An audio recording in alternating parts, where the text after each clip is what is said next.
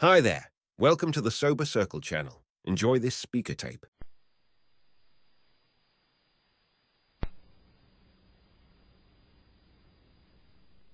All those men to come today to their party. 1, 2, 3, 4, 5, 6, 7, 8, 9, 10. Testing. Press it down like that. Yes.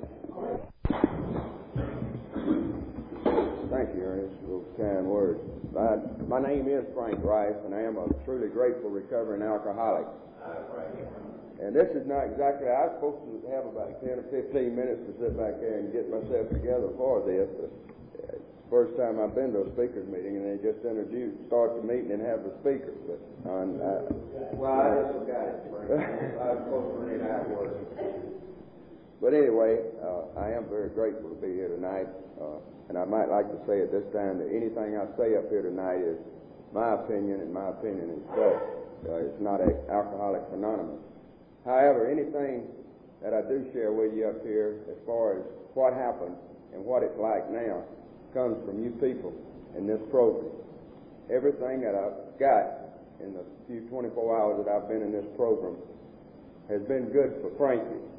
It's been what I needed, and it's come from you people. And I also know from the bottom of my heart, anything that I'll ever have or anything that I ever hope to be that's worthwhile and to amount to anything at all has to come from you people and this program and a God of my understanding, which I got through you people. I had nothing when I got here.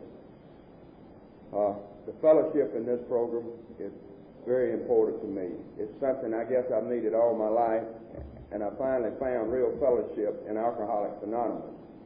There was a friend of mine that was buried this afternoon in Snellville, Georgia.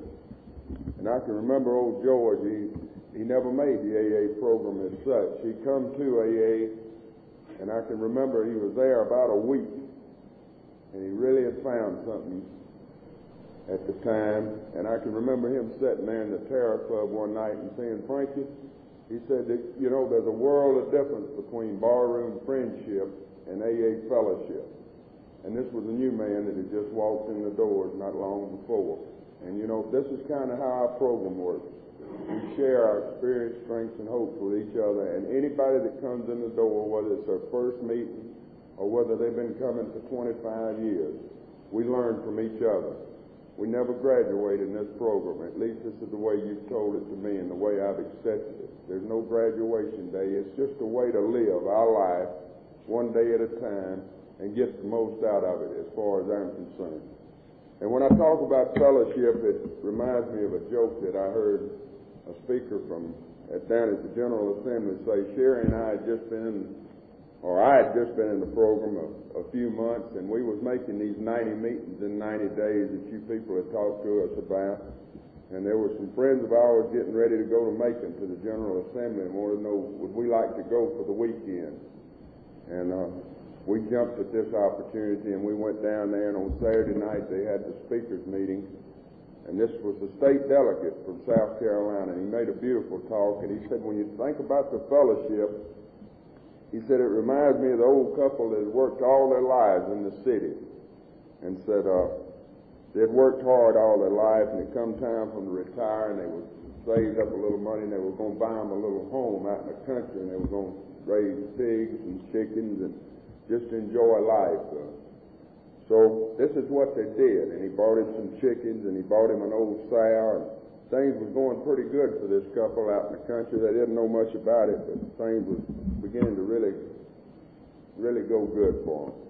But he couldn't ever get him no little pigs, and he got worried about the old sow, so he called the veterinarian up, and the vet come out and looked at the old sow and said, Mr. Brown, said, all your old sow needs is a little fellowship. Said, Farmer McDonald down here has got some pigs. So all you do is just take her down there at Farmer McDonald and leave her for about a day, and then come back. So you'll have you some little pigs. So he did. He went out that next morning. He loaded the old sow up in a wheelbarrow, and he rolled her down to Farmer McDonald's, and he left her all day. And he went back that night, and he loaded the old sow back up in the wheelbarrow, and he brought her back home. Next morning, he got up bright and early and run out there, and there wasn't no little pigs. Well, he thought, well, said all old sow needs is a little more fellowship. So he loaded old Sal back up in the wheelbarrow, and he rolled her down to the end of the road, left her all day, and come back that night, loaded old Sal up, and took her home, unloaded her. Next morning got up bright and early and still didn't have no little pig. Well, he was getting a little tired and aggravated with this, but he figured the vet knew what he was talking about, so he loaded old Sal up again that morning and took her down and left her all day and went back and loaded her back in the wheelbarrow and brought her home. And the next morning, he was kind of tired, and he asked his wife, said, "Honey, how about going out there and see if we got any little pigs this morning?" She said, "Okay, Dad." And so she went out, she come back, and he said, "Well, if I got any little pigs?" She said, "No, you don't have no little pigs," but said, "The old sow's up in the wheelbarrow, won't know where in the hell you at." The fellowship means an awful lot to me in this program. As it tells us a little bit in the big book, it says that we're supposed to tell a little bit about what it used to be like what happened and what it's like now. And when I have to tell my story, or when I speak anywhere, I have to tell my father's story to an extent. This is a man, well, to me, the greatest person ever walked the face of this earth. And for about 33 years, or 30 years at least, he was certainly a crutch for Frankie. As far as my drinking goes, the first 10 years of my life, I don't remember much about it. You know, some people can go back, way back in their childhood, and I don't remember much about it other than the fact my mother, who lives with me today, told me that those were the best 10 years the family ever had together. That it was during the Depression, and Dad worked from sun up to sundown, and we had pork and bean sandwiches 3 times a day, and everybody was happy. Well, I don't remember much about that, but I know my dad got his break a little late in life. I'm about 12 years old, and I have a younger brother who's 5 years younger than myself.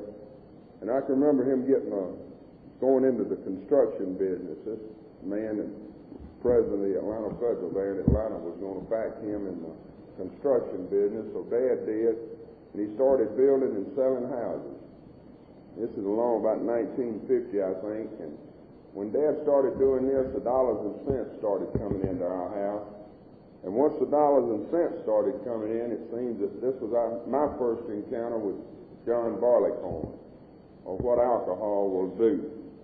And I saw an immediate change in my father. My dad would come home, and he would be drinking, and he drank pretty heavy, and Dad was a very mean drunk. And when he'd come in drinking, I knew when Dad was drinking, and my mother certainly knew. And this would invariably lead to fights and fusses there at home. And Dad was a very mean drunk. When he was drinking, he was a very mean person, and he would do pretty terrible things at the time. And he would slap Mother around. He broke up furniture. I've seen him kick out TVs. And even at the point of a gun, getting his pistol and threatening to blow my mother's brains out and kill me and Richard and kill himself. And I can remember Mother getting me and Richard out of the house time and time again when Daddy would do this. And she'd go next door to a friend of hers, Miss Story. And she told Miss Story one day, and this is sunk in, and I never thought about it till I got to you people and started thinking about things that happened to me in the past. And she told Miss Story, said, "The only thing I've got to be grateful for, Miss Story, is that my boys have seen their daddy like this, and they won't grow up to be like it." Well, I'm afraid and ashamed also, but I'm afraid I got the wrong message out of this, and I grew up to be just like my dad in a lot of respects. And the way alcohol affected my father is exactly the way it affected me. Now, I was born and raised in Atlanta. I didn't do a lot of drinking till I was 21 years old, or about 20 years old.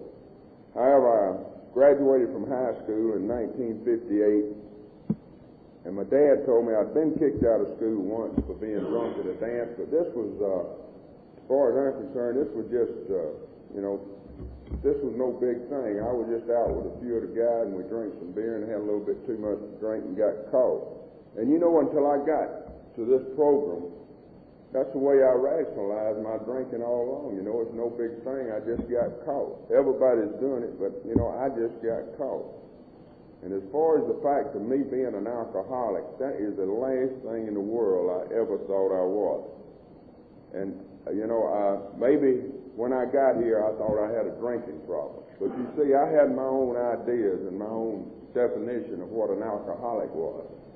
And an alcoholic was that skid row bum that laid there in the gutter and didn't want to work and didn't have nothing and begged for nickels and dimes to get his wine to stay drunk on. And this wasn't me. So I knew I wasn't an alcoholic.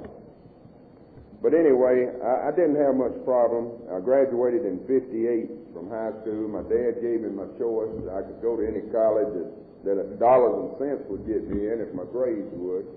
Or I could do most anything I wanted. It was up to me. He left it up to me. And me being of sound mind and sound body and fully matured at 17, I assured him I had all the education I needed and that I was going to get a job and go to work and work 40 hours a week and get a payday, and I wouldn't need nothing or nobody after that. So this is what he let me do. And about 6 months later, I decided I was going to get married. And so I got married, and my dad put me in a nice 3-bedroom brick home out in Decatur. And I was driving a brand new 1959 Pontiac. And I had a job at Rich's as a stock clerk at the time. I was making $42.50 a week. And what I couldn't make ends meet with, my dad was always there to pay this or pay that or give me this or give me that. And this was the way it was for me. Well, once I got married, I started running around with an older couple.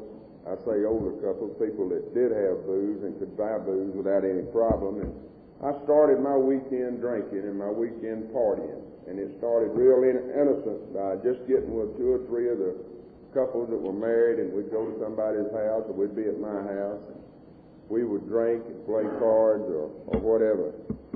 But you know, from the first time to the last time, old Frankie never drank just to have a drink.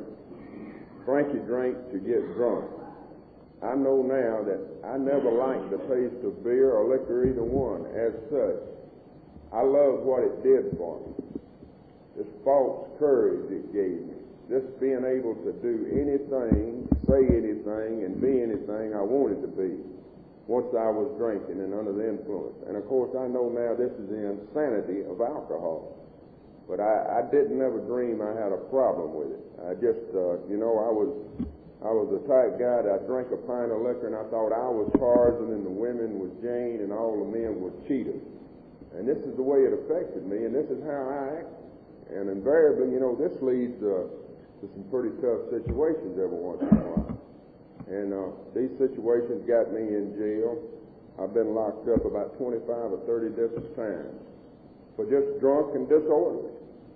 Nothing other than drunk and disorderly. I've had 6 DUIs against me. I've totaled 3 automobiles.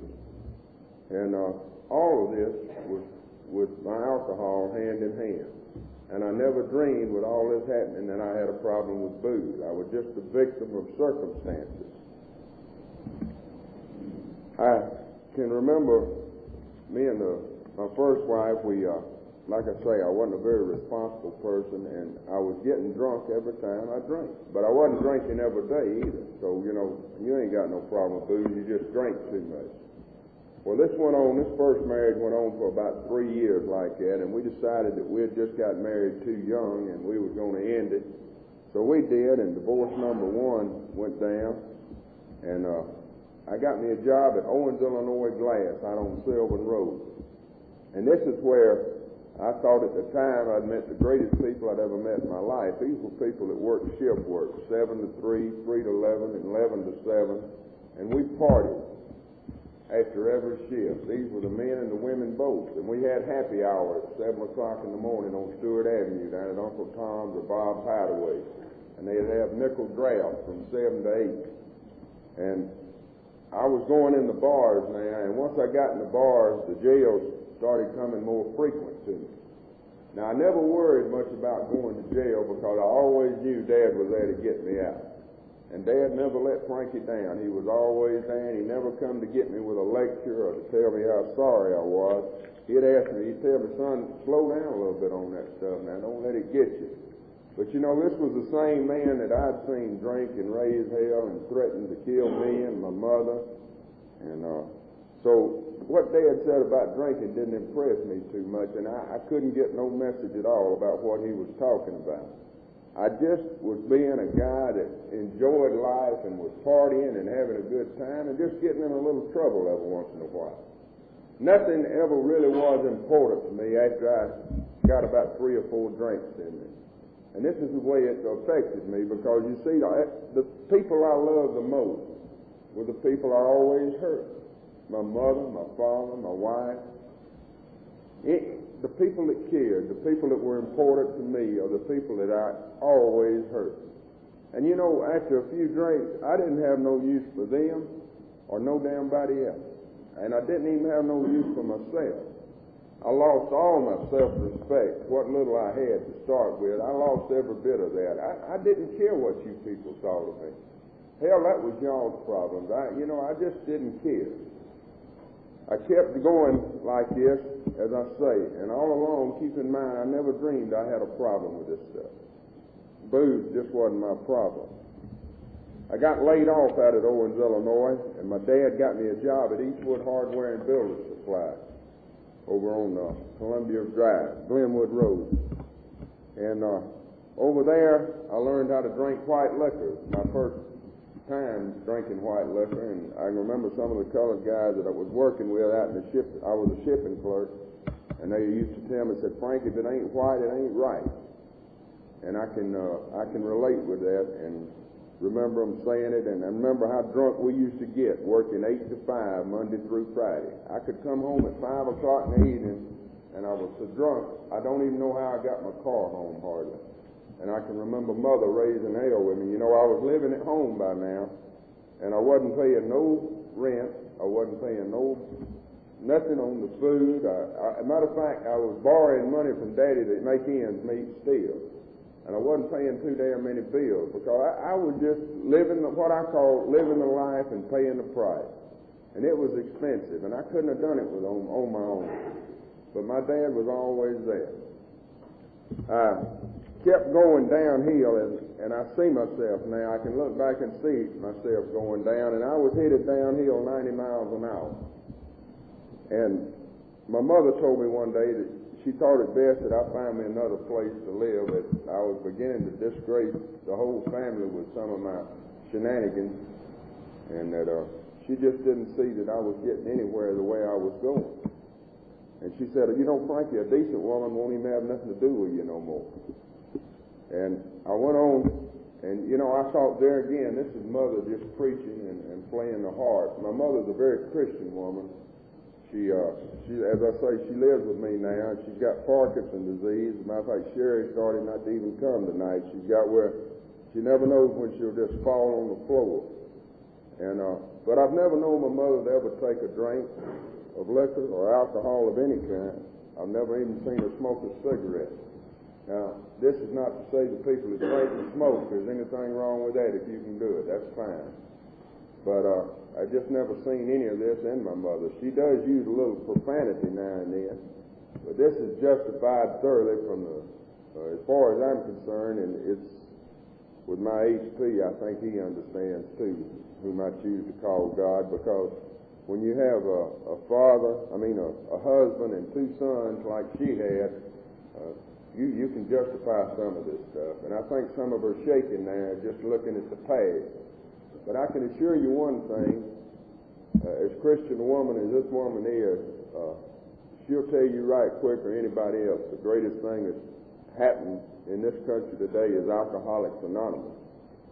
She is certainly grateful for this. We had a chance to go down to Carrollton, which is her hometown. Not long ago, I was asked down there, and I spoke, and me and my brother, by the way, is now in Alcoholics Anonymous. I had the pleasure, this is another fringe benefit of this program, I had the pleasure of giving him his 6-month chip about 3 weeks ago. And he's another miracle of this program. But we was going down there to Carrollton, and you know, I laughed at Mother. I said, "Mother, you're going back to your hometown?" And I said, most parents, you know, if they're going back to their hometown, they'd like to go back with their sons, doctors or lawyers or senators or somebody that's made something of themselves. And I said, "Look at you, you're going back with a couple of alcoholics going to an AA meeting." And she let me know right quick that she couldn't be more proud of me being an Alcoholics Anonymous than if I was the President of the United States. Because she knows that I've found a way to live my life now, one day at a time. And she also knows that I have a God of my understanding.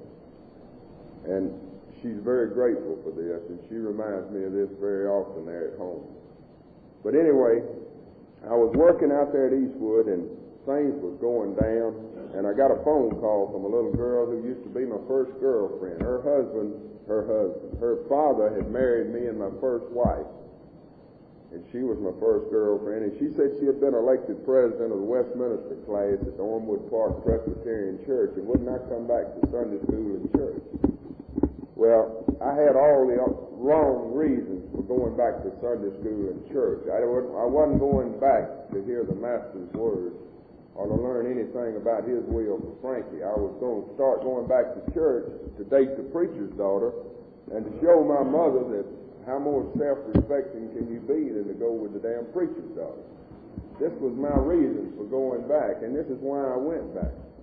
Well, when I went back to church, naturally I had to slow down some on my drinking. I couldn't drink the way I had been drinking, and I was able to slow down on my drinking. I didn't need all the false courage. You see, the places the church people went, you didn't need this false courage and all this stuff that I needed. There was a lot of bars I went in, and I had to have a pint of liquor before I went in them. And when we talk about this false courage, it reminds me of something I read in the grapevine that kind of hit me right between the eyes. It seems this circus train was going through this small Texas town, and it wrecked. And the cage of lines rolled off the train, and it broke. The gate opened, and all the lines got out. So the men of this town were going to form a posse, and they were going out and catch the lines. So they decided they'd all meet at the saloon that Saturday morning. And so they did, and they was all in there drinking, forming their posse and getting ready to go out and catch the liars. And there was one little guy in there drinking ginger ale. And the little guy went up to him and said, "Al, what's the matter? Ain't you going to drink with us before we go on that lion hunt?" He said, "Hell no, fella." Said, that stuff gives me too much courage. And that was the way I'd have to be now, because if I was going on lion hunt, if I got to drinking, hell, I wouldn't need nothing but myself, and I could catch the lion. So, I can certainly relate with that and what it did. Anyway, me and Janice decided we'd get married, and I went off to Georgia National Guard for 6 months basic training. I got married during this time, and I went to Fort Sill, Oklahoma for my last 4 months, and Janice stayed there in Atlanta. And then, you know, out at Fort Sill, there she was in Atlanta, and I was in Lawton, Oklahoma. And I could really do my thing once again. I'd been playing this nice guy just about too damn long. And when I got out in Lawton, I let my hair down pretty good out there. And I drank and raised hell and got in fights. And, you know, being in the Army takes care of everything. You don't get in much trouble. That's a beautiful place to do some drinking as far as I'm concerned. And I'd call Janice on Friday night and tell her how much I missed her, and the guys would be outside the phone booth waiting on me to hang up. And there we'd be off to the races again.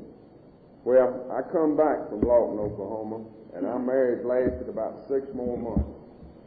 And divorce number 2 was gone down the drain. You see, Janice was pregnant, and buddies of mine were planning a trip to Daytona Beach to Speedway. And they was making all these plans, and hell, they wasn't including me. And I asked them, I said, "You guys crazy? I'm going." He said, "Man, Janice ain't going to let you go down there." I said, "Janice ain't got nothing to do with that." I said, "Hell, I'm going." They said, "Well, all right, we'll go then." So I went home and informed Janice what I was going to do, and she assured me she'd go with me. And I assured her, here she was about 6 months pregnant. I said, "Baby, you can't go down there. That's no damn place for you." And she said, "Well, I'll tell you one thing, you're not going." And you know how that goes. You're not, and here I am, and this, that, and the other. And finally it was settled that if I went, she wouldn't be there when I got back. And sure enough, I went, and sure enough, she wasn't there when I got back. So that was divorce number 2. I had a baby, and this is something I can look back on and not be very proud of. My baby was born, and it was almost 2 weeks old before I even knew I was a father. The divorce was final by this time. And, you know, I never dreamed once again it was just poor little old me. how can any damn woman do me this way? And I had reasonable visitation, but I didn't exercise much of this right because I'm supposed to be sober if I come over. I couldn't come over there drinking. And you know, I didn't have very much time where I could be sober. I drank most of my time. If I wasn't drunk, I was on the way to getting drunk. And I never took a drink either. It never was 1 or 2 beers. I couldn't go out and split a 6-pack with you, Al. It was just, you know, if that's all we had to drink, I wouldn't drink. I had to have a drunk. And I know this now, and I really knew it back then, I guess, because there just never was one drink for me. A lady asked me not long ago out at work, said, Frankie, you mean to tell me you just can't take one drink? I said, honey, for 13 years I never took just one drink. Why in the hell would I think about taking just one now? One drink wasn't what got me here. It was one drunk that's what got me here. And this is the way it was. Well, after divorce number 2 was down, I went back to Ponce de Leon in the big city of Atlanta and playing the role. And I had a regular routine. On Tuesday night, I was on Stewart Avenue at the Martinique. And I'd stay drunk that night and come in sometime in the morning or either go to jail 1 and Dad would get me out. Wednesday night it was Knotty Pines out on the 41 highway. Thursday night it was downtown at the Plantation. All these are parties and clubs, and I'm just, you know, I'm just in with the in crowd. I'm just doing what the cool guy does, you know, playing the role. Friday night was payday and I was downtown with a suit on at the Whiskey a Go-Go. And I guarantee you, I was one of them guys that was a big spender. I was the last of the big spenders. If you didn't know me, you thought I'd owned half of Atlanta. Of course, Saturday I was off, and I stayed drunk most of that day. And Saturday night, God only knows what happened to me. I would just wake up somewhere Sunday. Sunday, I become a moose or a legionnaire, or somewhere where they sold beer or liquor and I could get in. And this is what I did on Sunday. Monday, if I got home, I would just more or less just die. Just lay there and die. My mother wouldn't even answer to call me to the telephone because she knew I had to get some kind of rest. And I was living at home all this time. I wasn't paying any of my bills. I wasn't paying anything for my keep at the house. And I was just, I guess I was living my life one day at a time back then. I think Baron Young had a song one time, and I used to think that's what I was doing, and that was live fast, love hard, die young, and leave a beautiful memory. And that justified every damn drunk I took, I guess. And I would just go. That was the way I would go. Well, this went on for about 3 years, and I went to work back out at Owens, Illinois Glass. Now, this is where I met Sherry, who's here with me tonight and has been with me now for about 8 years. And Sherry was working out at Owens, Illinois, and I thought she was probably the greatest thing that I'd ever seen in my life. Not only was she a nice-looking girl, but she understood me, it seemed. You know, she worked one shift and I worked the other, and I was having a little trouble making ends meet, and Sherry had loaned me money, and she'd buy me liquor. And she'd go to the clubs with me, and she'd watch me fight and raise hell and make a fool out of myself. And she wouldn't fuss at me too much. And we got along real good. About this time, these dollars and cents are really beginning to catch up with me now. My dad's drinking. He's still drinking. And money's not as easy now as it was earlier. And I get a garnishing on me out at work. Now, I just had a 63 Thunderbird repossessed. I was always a big spender. And I had my Thunderbird repossessed. And me and Sherry decided we'd get married. And I thought that was a great idea. You know, 2 can live cheaper than 1. And at this time, I owed Sherry about $700. I was going to consolidate that loan. And also at this time, I had a garnishment put on me, and I was drawing $11 every 2 weeks. For 2 weeks' work, I got $11. So I was having a tough time of it. And Sherry, this shows that, you know, the Al-Anons, they have to have help too, and some of them are sicker than others.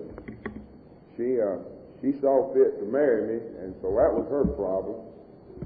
And I'm sitting here tonight telling my story and wondering whether I'll be in court tomorrow. I've often done this too. Bless her heart, she understands though, and this is the way it was. And so we got married, and then all of a sudden Sherry's going to make another person out of me. You know, I'm going to change him. He could be a pretty good guy if he'll just slow down.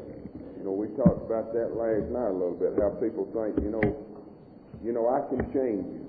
I can do it. And little did I know, or little did Sherry know at the time, where I was headed and what was the matter with me. I had no inkling what was wrong with me. I knew my dad was going crazy as hell with his drinking. And I was beginning to worry about my mother. And I never thought nothing about myself because I was just doing my thing. Well, Sherry and me, we had our ups and downs, and she left going back home to her mother 4 or 5 different times. I can remember coming in drunk, and if I hadn't got locked up or in the fight, I knew if I got home it'd be a fight, because Sherry was always ready to tell me how sorry and low down I was when I was drunk. And, you know, this is the wrong time to tell a drunk how damn sorry and low down he really is, because that's when I thought I was the greatest thing that ever happened, when I was roaring drunk and stumbling. I didn't have no fault, and this led to a lot of trouble. And I can remember throwing all her clothes out in the yard, too, and threatening to kill her and tell her she better get out of this damn house before I did kill her. But, you know, I can also remember now what you people talk to me so much about, and that's the morning after the night before, when all that guilt and remorse and self-pity starts falling in. And I can remember about them blackouts you people told me about that had been going on for, God knows, 5 or 6 years before I got here, and me not having no idea what was the matter with me. And I wasn't even able to sit on the sofa and make a lie up to her because I didn't even know myself what I'd done. And all these things hit home when I come to you people. But there again, I didn't know what was wrong. I just had too much to drink, and my wife didn't understand. That was what was wrong. Well, my dad's drinking kept getting worse, and so I decided to go get my mother and bring her over here and let her live with me and Sherry, where she could get out of that hell she was living in. So I brought her into our quiet little household, which was the worst thing in the world I could ever done, and I know that now, because she saw me at my worst. She saw me act just like Daddy was acting, and this, I don't believe Mother had ever seen it until she saw it with me and Sherry, but I was my daddy made over. And I couldn't see it, but she knew it. I think Sherry knew I had a problem. My bosses sure knew I had a problem. And these damn friends of mine, I know they knew I had a problem, but you know, they'd rather see me drunk than anything else. I was the life of the party. I was the guy that would do anything. Get old Frankie drunk, he'll liven this place up. I can remember at a Christmas party down at the Martinique, and there, and about 300 or 400 people in there, and the guy bet me $5 I wouldn't take my pants off out on the dance floor. I thought, hell, he didn't have to bet me $5. I'd take my pants off any damn way when I was drunk. And you know, the embarrassing things that I did, and you know, Sherry got where she quit going out with me. We was at a company party over here at the Hilton Inn. And we was leaving there, and everybody had left but us. There was 2 or 3 of us stumbling out, my drinking buddies and me and Sherry. And I'm going by and all the empty glasses on the table, and I always drink what everybody else didn't drink. I didn't think nothing about that. And we got out there in the lobby, and there was this beautiful picture. Oh, it was twice as big as President Kennedy's picture, and I thought that looked great in my team. And I proceeded it's right, sitting out there in the lobby full of people. I picked it up, was going to put it in the car and take it home. The house detective didn't lock me up, but it was because she asked him not to. She assured him that she didn't have to assure him I was drunk, but she assured him that she was going to take me home. But just little things like that. There was nothing in the world that I wouldn't do once I got a few drinks in. And this to me is just the insanity of it and how it affected me. And it's the way it made me act. And all these things that happened, this is why I'm saying I'm a truly grateful recovering alcoholic, because I don't have to be like that no more. I don't have to be that person I once was. I can walk right here with you people and be with the people I love and the people that love me. I don't need that no more as long as I don't take that first drink. And there's no reservations in my mind no more. I remember my first meeting where little Eileen said, you know, 1 drink too many and 1,000 is not enough. And I looked at this little lady and I thought, boy, she must be a hell of a drinker. You know, I couldn't picture. I didn't know what she was talking about. I know today what she's talking about. But I didn't know at my first meeting when I heard her say that what she meant. Me and Sherry kept having our problems, and she went home to her mother for the last time. My mother is leaving when she finds out Sherry's not going to be there. Mother's not going to stay with me because she knows what's the matter with me, I guess. And how many times I begged and pleaded with Sherry, if she'd give me another chance, I'd quit drinking. I don't know whether any of you guys can relate. Yeah, I do. I know every one of you relate with that. How many times did we tell ourselves, our friends, the people that love us, you know, honey, give me another chance. I don't never drink again. And you know, I meant them words just like you people meant them. I meant them from the bottom of my heart. I just didn't know I didn't have no choice. I didn't know that I had to drink. You know, I just didn't know I couldn't quit. This was what I didn't know. And I would promise her that I would never take another drink. And she'd come back, and I'd go for a week, maybe 10 days, and it felt like something in me was blowing up, a balloon blowing up. And finally it would just bust, and I'd have to get drunk. This was the only way out. It didn't matter if everything was perfect at home. I would have to get drunk. It didn't matter. And I remember I used to justify this. I work like hell all day and it's hot, and you tell me I can't even have a beer? You know, I thought that's got to be the meanest woman I ever lived with in my damn life. And I'd stop and get me a beer. But I never got a beer. Always got a 12-pack. Used to get 6-packs. And then I told Sherry, I said, that guy that invented 12-packs is the one that put me in this program. After them 12, I had to go in. And, you know, she told me, she said, Frankie, drink at home. Come on home and drink. She said, just don't go out and show yourself. But hell, I couldn't sit there at the house and drink. I had to get out. Man, I had to let people see Frankie. I had to put on this show. I had to make this fool out of myself. And invariably I did. Well, she finally left, and divorce number 3 was headed my way.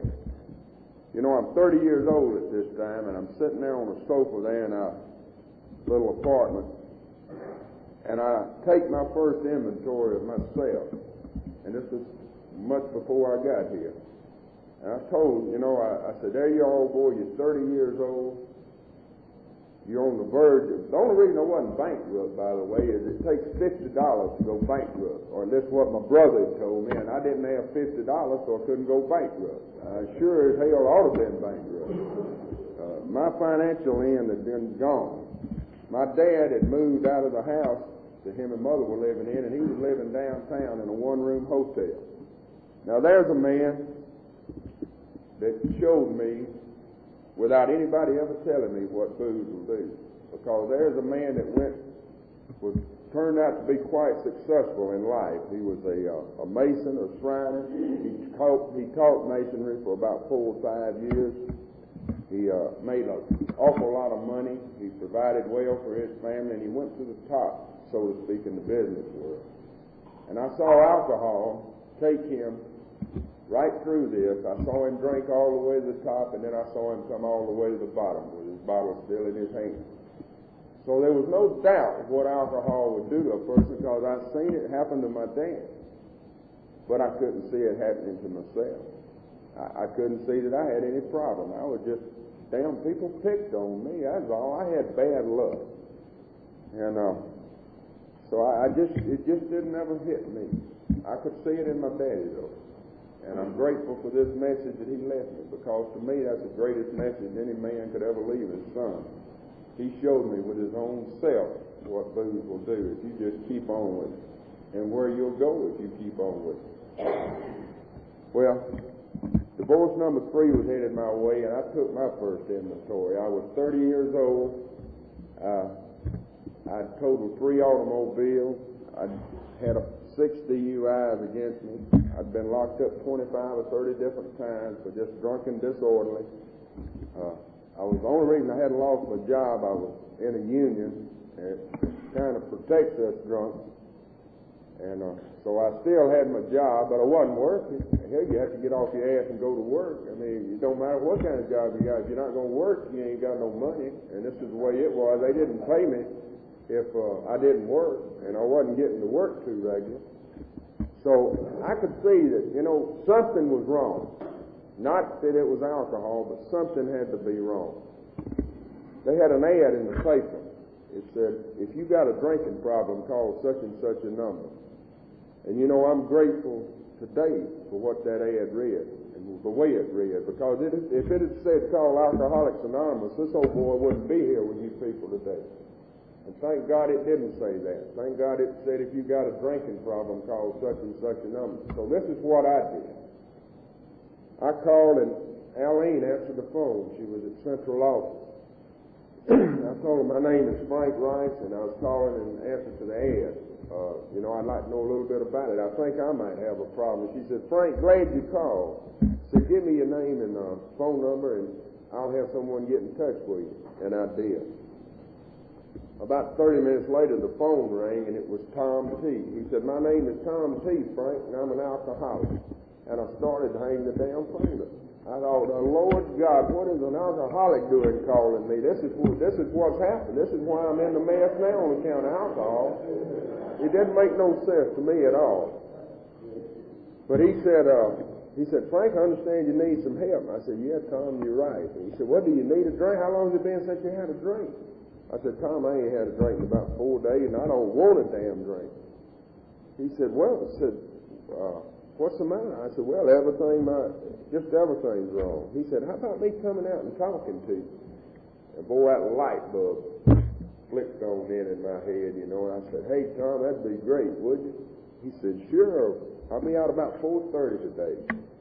I couldn't hang up that phone fast enough because I was going to call Sherry up and tell her that I had a man from Alcoholics Anonymous coming out to help me. And this was the way to get my wife back. She was going to come back now. I knew she would. And this is all I was thinking about. So I called her up and told her, I said, I got a man from AA coming out, and he's going to be here at 4:30, and he wants you to be here. And she said, well, I'll try to. So Tom did come out that afternoon about 4:30. Sherry hadn't got there yet. And naturally I'm nervous, and I'm shaking, and I'm worried, and I'm scared. And Tom come in and smile on his face, and he told me all about how it works. And he told me about Alcoholics Anonymous. And he talked quite a bit about what happened to Tom and what Tom went through. And not one time did he condemn or fuss at me about my drinking.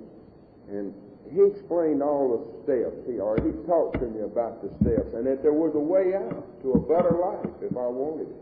And boy, I wanted it. But I had one eye on Tom and one eye on the woman.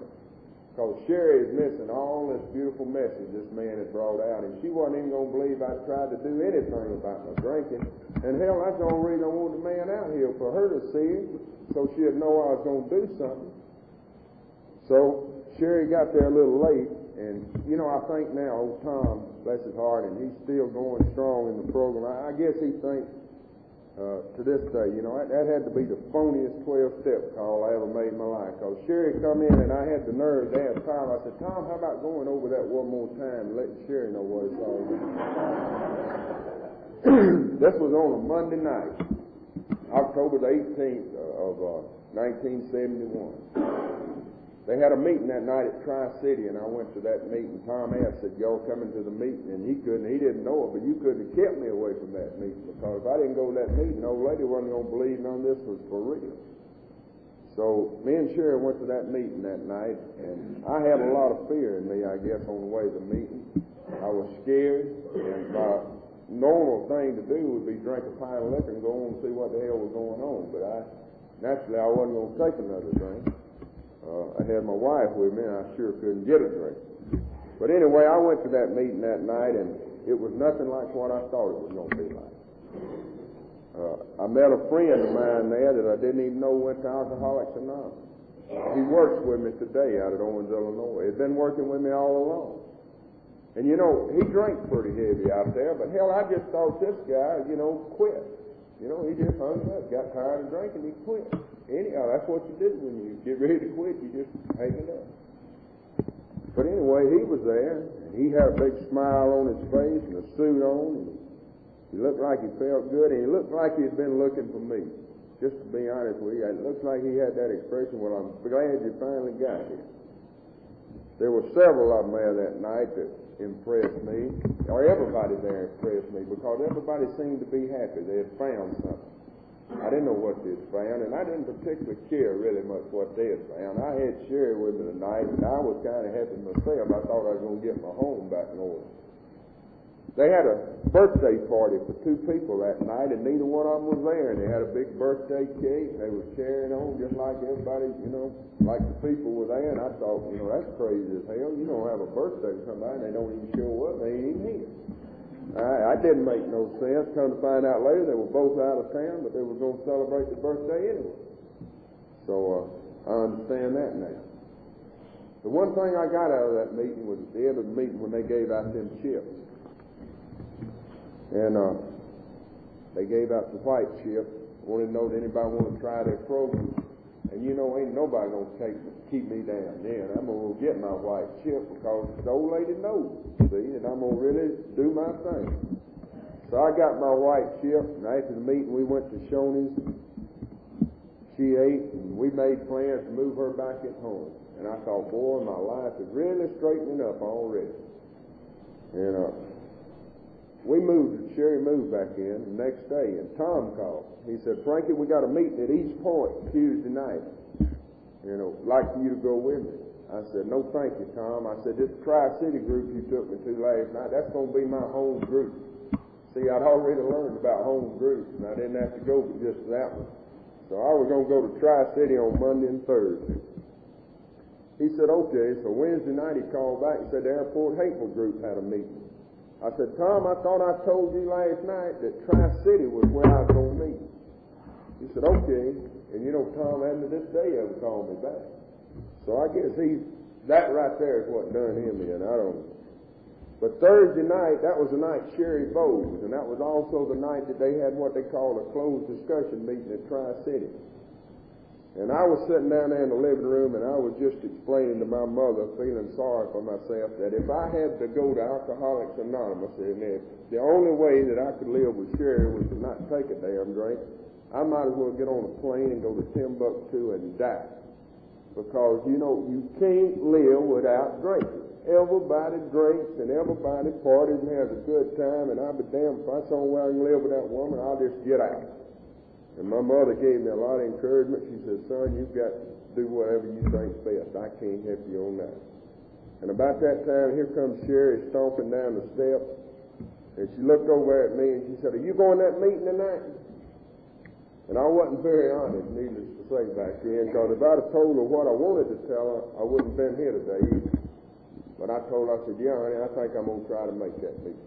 So she went on to bowling. And I went to my second meeting of Alcoholics Anonymous. And this I like to think is when the miracle of this program really hit Frankie. It was a closed discussion meeting that night. There was about 25 or 30 of you people there.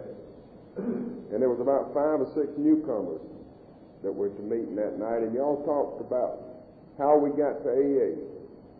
What circumstances did you get to the program? And you talked about the first step. And I sat there, and I guess I had an open mind that night. If I didn't have it when I got there, I sure as hell had it when I left. Because, you started out and you went around that table, and each one of you would say your name. You'd say, my name's Al, and I'm an alcoholic. And, I had trouble with booze, and my wife, she's the one kind of forced me into getting here.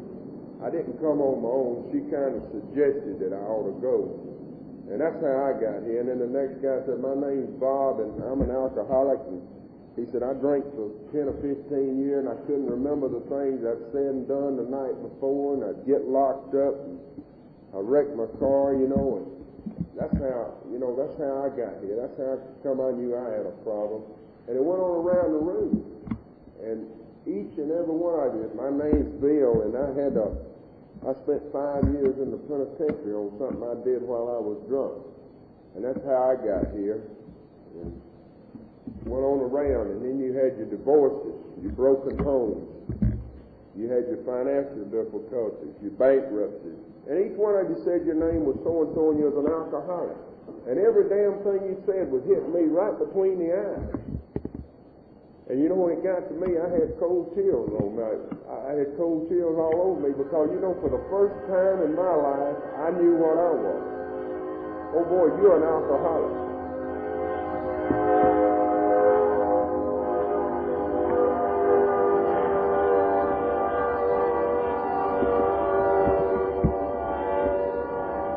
But you know, I never had not one of you people tell me that I was an alcoholic. You said, Frankie, that's something you've got to decide. You make up your own mind. Said, you make 90 meetings in 90 days if you can, or as many meetings as you possibly can in 90 days. He said, you get that literature over there, and you read that literature, and you get you a copy of the big book, and you read that big book. That's our Bible. And I went over there after the meeting that night, and I got some literature. And I picked up one piece, and it told me then, and I guess if I had any reservations left, it knocked it out. That's where it said it doesn't matter how much you drink or how often you drink. That doesn't determine whether you're an alcoholic or not. It's how does it affect you. And all the reservations that I had left were gone then. I knew where I was at, and I knew I was with my people. And I knew you people loved me, or at least you said you did, and this is all that mattered to me at the time. And I can remember signaling one of you out after the meeting, Charlie Alcoholic Sanford, who, by the way, has got a birthday coming up this week. And I remember asking Charlie, I said, Charlie, look, I got a problem. And you know, don't we all have problems? But I said, everybody I know drinks. All my friends drink. Now, how in the hell can I quit drinking if all my friends are drinking? And he told me, he said, Frankie, he said, you just walk with us. And said, these problems have a way of taking care of themselves. He said, you just don't drink for the day. He said, you do it one day at a time. And he said, you keep coming to these meetings. And he said, things will work out. And I listened to Charlie that night, and that's what I started doing. And I went home, and I felt good all over. The next night, Sherry said, what are we going to do? And I said, I don't know about you, honey, but I'm going to East Point. They got a speakers meeting there tonight, and I'm going. And I'm sure this floored her. But I did go to East Point that night, and John L. was leading the meeting over there. And you know, I thought then, hell, he was at Tri-City last night, and he's leading the meeting. I thought he might be the president of this thing. I didn't know what he was. Everywhere I went, he was there. And he gave me this how it works. And he said, Frankie, how about reading that for me tonight? And I said, thank you, John, I sure will. And I sat there, and come time to read how it works. Now, I had to get up before you people. And you know, this God, I like to think now that I've often said I believed in God. I just didn't have no time to do God's will before I got to the program. But you know, I can look back now and really truthfully say that I neither believe for him or against him. There was just no place in my life for God. I just didn't have time to do any of God's work. But I can remember reading this that night and how I trembled and shook. And I looked like the words were all running together, and I was scared, and I asked God then, I said, God, please help me get through this. You see, it seemed like when I got in a tight, I'd go to God. So I got through how it works that night, and I started going to these meetings, and I started walking with you people. And you know, I thought once I'd quit drinking that I was going to be all right. You know, I'm a pretty damn good guy if I don't drink. So I stayed sober there for about 30 days, and I was working on that red ship. And I was taking over at my house, and I mean I was taking over. It was like the damn commander-in-chief had walked in over there. I was taking IG inspections and letting everybody know all their damn faults. And the fact that I wasn't drinking, by God, I didn't have no fault. And my sister called me from McLean, Virginia one day. I guess Mother got on the phone. Mother's good about sneaky things, being sneaky sometimes. And she called me. She said, let me tell you one thing, young man. Said, you may be going to that Alcoholics Anonymous or whatever it is, but she said, let me tell you something else. Said, ain't nothing in the world worse than a sober drunk. He said, that's just what you sound like you're being. And it took my sister to open my eyes to that. That's what I'd become. I was a sober drunk. But I kept going to the meetings, and I kept listening to you people talk. And we talked about honesty, and we talked about gratitude. And we talked about our shortcomings and our defects of character. And you people told me how dishonest you were. You talked about it out in the open. You talked to me about resentments. And I didn't even know what the word was. I didn't know what the word serenity was. And all these things. But I kept going and I kept listening and I kept learning. And you said it's going to get better. It gets better every day. And it kept getting better. It really did. It kept getting better. And because it kept getting better, I kept going. And some of these things are repetitious at an AA meeting, like how it works. I get a little something out of how it works every time it's read by anybody that reads it. And you know, maybe it's kind of ironic, but the first thing we do at an AA meeting is we say the Serenity prayer. And you know, we ask in God to grant us the serenity to accept the things we cannot change. And you know, for the first few months in this program, that's all I knew about that serenity prayer. God grant me the serenity to accept the things I cannot change. And the only thing I couldn't change was I couldn't take a damn drink. But you know, that was the way it was working for Frankie. And you people say, you got your program. You do your thing. What might keep Art there sober might get me drunk. And what might keep me sober might get Art drunk. It's an individual program. And you work it your way. And you talked to me about sponsorship. And I got me a sponsor. And I kept going to these meetings. And I'm beginning to take part of these meetings. I was asked to chair a meeting for a month. And you know, that kept me sober for 30 days. Because there was no way in the hell I could chair a meeting and go out and take a drink. You know, I just couldn't let you guys down. So for 30 days, that kept me sober. And then we talked about honesty and self-honesty. Getting honest with yourself and acceptance. And today, that's a big part of my program. You know, for me, I had to get honest with Frankie before I could start even getting a little bit honest with you people. And once I started getting honest with myself and looking myself right there in the mirror, eyeball to eyeball, and admitting, and not only admitting, but accepting the fact that you are an alcoholic and you can't take the first drink. This was how I learned how to accept my program and accept the fact that I couldn't take the first drink. And it worked. But for me, honesty had to come first and then acceptance. Then I was able to accept the fact that I couldn't do this. And then the gratitude. Hell, I had never been grateful for much or nothing in my life till I found you people. And now, I've got so many, many thousands of things to be grateful for. And the first and foremost is my sobriety. And where it come from was from you and Alcoholics Anonymous. And a God of my understanding who works through each and every one of you here tonight, or at any other AA meeting, wherever it may be, all over the country. And I've had a chance to do some traveling. And you know, that's a fringe benefit in this program, that there's no place in this United States or in this world, I guess now, that I can go, that I can't pick up that telephone and find an AA meeting. And when I call, all I got to do is tell them my name's Frank or Frank Rice and I'm an alcoholic. And then people automatically love me. They accept me for what I am. I don't have to put on no show. I don't have to play no roles. I just got to be Frank. And these people love me and care for me. And will do anything in the world to help me, because you see, that's how we stay sober. We have to give this program away in order to keep it. And that didn't make much sense to me at first. How in the hell do you keep something if you're going to give it away? But you know, as you walk in this program, you see how this is so true. You have to surrender in order to win. If you surrender, you lose. But in Alcoholics Anonymous, it's the only way to win. You surrender in order to win. And you have to die in order to start living. And this is what happened to me. I started having this change of attitude. All my attitudes and things that were important to me back then were no longer important to me. And you know, when we talk about attitude change, I think of a good buddy of mine that me and him raised a lot of hell and went to jail a couple of times together out in California, who went to Los Angeles and found Alcoholics Anonymous a couple of years before I got to it.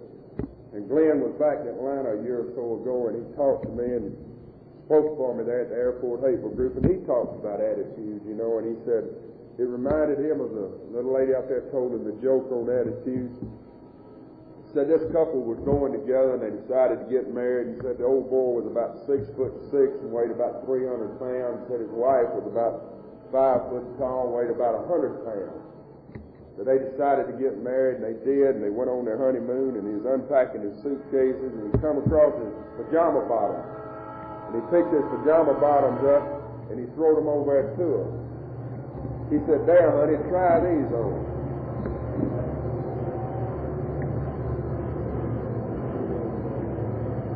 And she did. She put his pajama bottoms on, and the waist come way up over her head, and she was looking out through the fly. And she said, "Baby, these are too big." He said, "That's just to let you know who wears the damn pants in this family."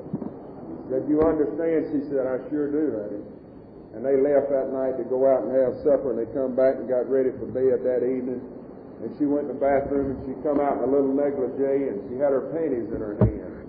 And he was propped up over there in bed. She took her panties, and she threw them over there to him and said, "There, baby, try these on." He said, "You know I can't get in them damn pants." And she said, "That's right, and you're not going to till your attitude changes." So that's kind of the way it works, you know. You have to have a change of attitude. And I've had this change of attitude in this program to a great extent. Things that were important foremost. Because without my sobriety, I don't have a wife that I'll have to worry about. I don't have a job that I'll have to worry about. And I'd like to tell you this on the job. You know, it's a little joke out at Owens, Illinois. I'm still out there now. And if you want to be a foreman at Owens, Illinois, all you got to do is be an alcoholic. Because I am a foreman out there now.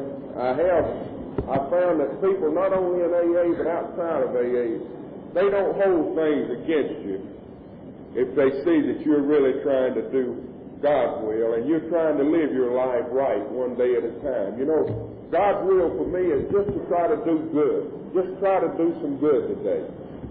Like Bishop M said, you know, God is good and good is God. That was the way he understood it when he started.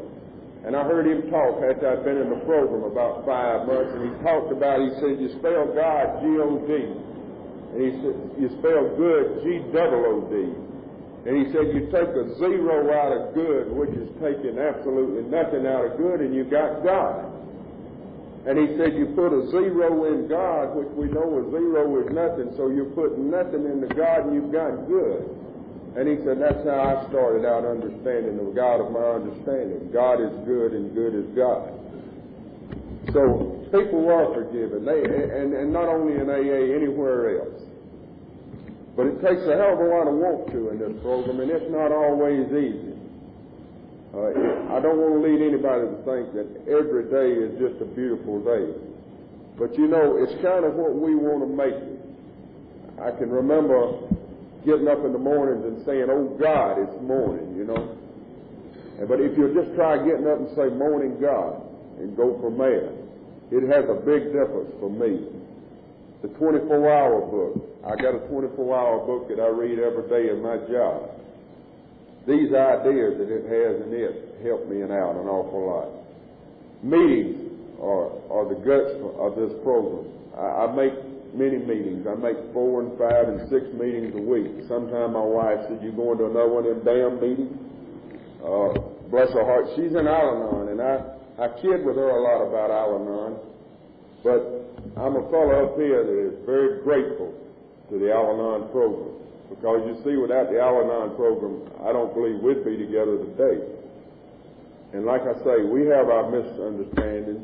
But now, you know, I've got a program. I don't have to run out and get drunk just because everything didn't go the way I wanted it to go today. I can come to you people, and I can sit down and I can talk, and you show me where I go off base. And I think a lot, I use the 10th step an awful lot in my everyday living. And that's continue to take personal inventory, and when I'm wrong, promptly admit it. See, I got the right to be wrong now. I didn't have that before I come here. I'd lied and cheat and steal and do any damn thing in the world, but I wasn't wrong. But now I know I got the right to be wrong as well as to be right. And when I am wrong, I know what to do about it. I promptly admit it. And this helps me out. This higher power that I've found through you people is something that I'm forever grateful for. I was in the program about 9 months, a little over 9 months, and my dad called me one day and wanted to know could he come out and visit with me. You see, me and my dad didn't have much of a relationship, so to speak, once Mother moved in, because I was very bitter at the way Dad had treated my mother and all the mean, cruel things he said about her. He said Mother was having an affair, running around with him, and I knew this was a lie, but it was real to my dad, but I couldn't understand this. And so my mother was visiting my sister, and I said, yeah, Daddy, I'll be glad to have you. And I went down that Sunday and picked Dad up, and Sherry fixed a big supper. This was on Sunday, and she fixed a big dinner for us, and we ate. And I told Daddy, I said, Daddy, you know, I got a birthday coming up before long, and I'll be 1 year old. He said, son, I think that's beautiful. And he said, you know, it's been about 5 years since I've had a drink. And hell, it's been less than a year that me and him was drunk down at Atlanta Stadium fighting all over the place. But, I mean, it was real to him. The things he said, I understood. I was learning what was happening and what had happened to my daddy through you people. By you sharing your experience, strengths, and hopes with me, I was beginning to understand a little bit about alcoholism. And me and him went in the living room that afternoon and sat down. He said, son, I want you to tell me one more time without getting mad at me. He said, Daddy, just tell Daddy, does Mother have another man? And I said, Daddy, you know, for about the 14,000th time, I said, there never has been or never will be another man. I said, please believe that. And he looked up at me kind of with tears in his eyes, and he said, son, you know, said, I believe you're telling me the truth. And I said, I am, Daddy. And that was all that was said about that the rest of the day. I took my dad home that night, and I kissed him goodbye, and that's something I don't very seldom do. But I felt good, and I was glad he come out, and we had a beautiful day, and I kissed my dad goodbye. Well, about 5 o'clock the next morning, the phone rang, and it was the Jefferson Hotel, and they went to wake my daddy up, and he was dead. And that was after I'd been in the program 9 months. And I'd often thought what happened when my daddy died. What am I going to do? And is anybody even going to be at the funeral for him? He had lost everybody. But all these things seemed to be taken care of. I had you people, and I had that serenity prayer. And I wore that serenity prayer out. And you people were there with me. You was there at the funeral home. You was there at the funeral. And you stayed pretty close by because you loved me and you was concerned for me. You didn't know my dad, but you knew me and you loved me. And you wanted to help any way you could. I kept going in this program, and I'm thoroughly convinced that there's no strangers in Alcoholics Anonymous. There's just friends we hadn't met. And that's anywhere we ever go. There's just no strangers in AA. As I say, about January or February this year, my brother called me one Monday, and he said, Frankie said, I'd like to come over and talk to you about Alcoholics Anonymous. And I said, well, come on over. He said, well, I can't come right now because I'm drinking. And here's a guy that had lived with me. He'd stayed at the house and lived there with me and Sherry. Me and him been drunk and in jail and locked up together and fought together. And he was headed down that road. Everything I'd ever done in my life, he had done just a little bit more of it. And he was headed down that road just as hard as he could go. And you see, when Dad left, the ways out of jail wasn't so easy no more. And the money wasn't so easy no more. And it was getting harder for Richard just to live. So he comes, and he's in this program now, and he's working it. He's got his program. He's not working nobody else's, but he's working his program. And he's got a good program going. He stays active, and he does everything in the world he can to help other people. He does a lot of work with the newcomers, and he's made Mother mighty proud of him, and he certainly made this guy mighty proud of him. I've got a birthday coming up in October, and he's supposed to be my speaker. And it gives me just chill bumps, because it's just the miracle of what's in this program for us if we want it. There's no limit. It's like a big Christmas tree in Alcoholics Anonymous. with just millions and millions of packages under it with your name on it. And everybody enjoys getting a present. And the more you get in there and dig in this program, the more you get out of this program. And I believe that from the bottom of my heart. And it gets better every day. And not always easy, but it gets better. And there's no problem too big. I don't believe God puts no more on us than He'll give us the strength to stand up under if we just ask for it.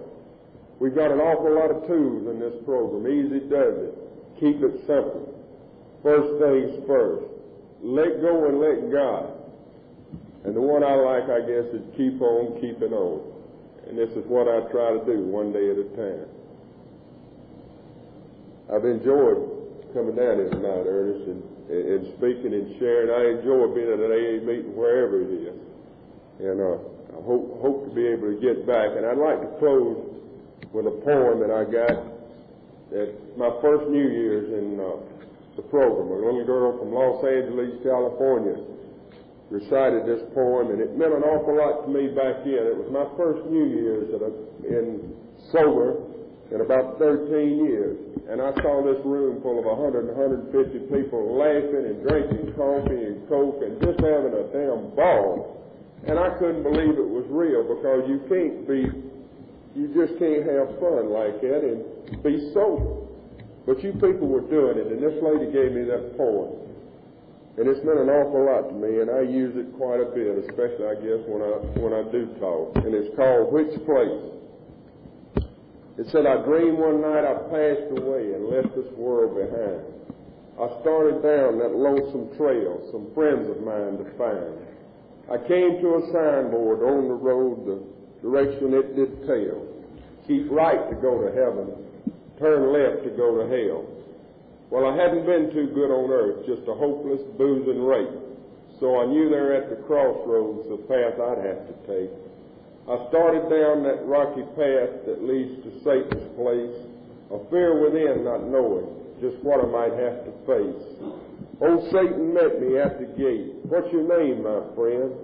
I said, I'm just old sober Sam, who's come to a very sad end. He glanced through some yellow files. There's been a mistake, I fear. You're listed as an alcoholic. We don't want you here. I said, I'm looking for some friends, and a smile stole over his face. If your friends are alcoholics, they're in the other place. So I turned and went the road I came till the crossroads out at sea, and turned right to go to heaven, as happy as could be. St. Peter smiled and said, come in, for you I have a birth. You're an alcoholic. You've been through hell on earth.